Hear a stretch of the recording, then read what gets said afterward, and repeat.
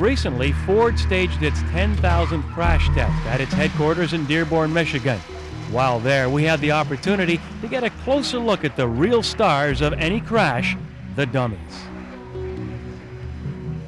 The dummies that we are using mainly in our crash testing now are called the hybrid 3s.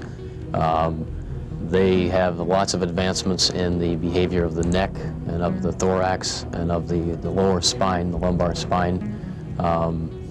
Again, lots of developments in those areas, and the non-instrumented dummy itself is about $33,000 by the time we add all of the instrumentation, the accelerometers, the load cells in the neck and the spine. It'll be about $100,000.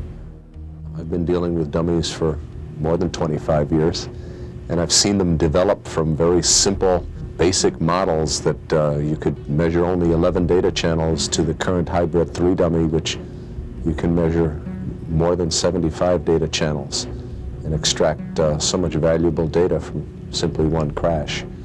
They come in all sizes and shapes, as you know.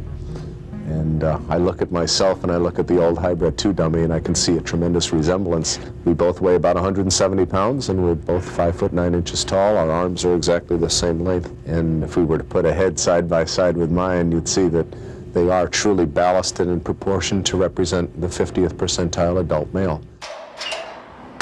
They do a great deal of calibrating of these dummy occupants. Each component is calibrated before and after each crash test, so that from head to toe, the entire occupant has been calibrated to assure the performance, and any component that does not fall within a certain specification is discarded, removed, and replaced.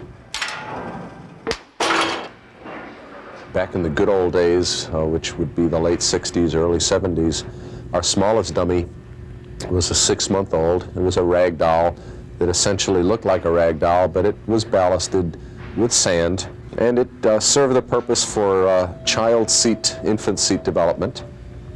But by today's standards, we have a very sophisticated 6-month-old infant dummy.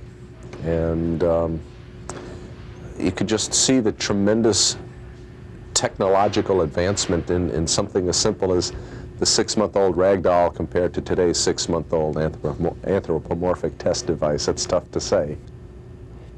Probably the toughest part of the job of designing a crash dummy is how do you know what a human would behave like in something like a crash test.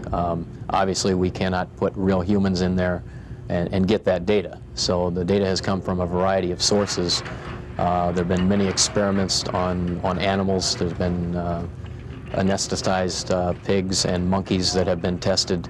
The pig's chest is very similar to that of a human, so a lot of research has been done on that.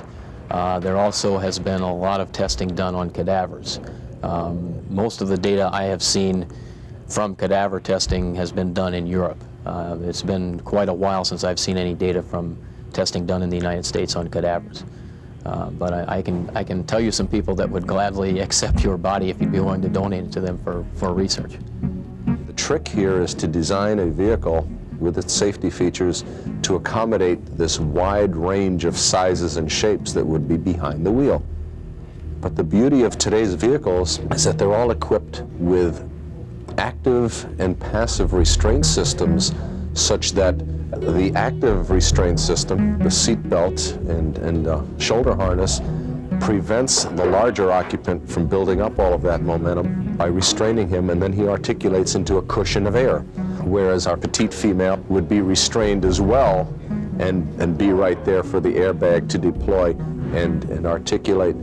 My guess would be that perhaps the safest person in a vehicle, all other things being equal, would be the 50th percentile adult male, because he's right in between not being far forward, not being full rearward, but in that optimum position, which is probably why we've selected to test most all of our vehicles, development vehicles and certification vehicles, with the average 50th percentile adult male.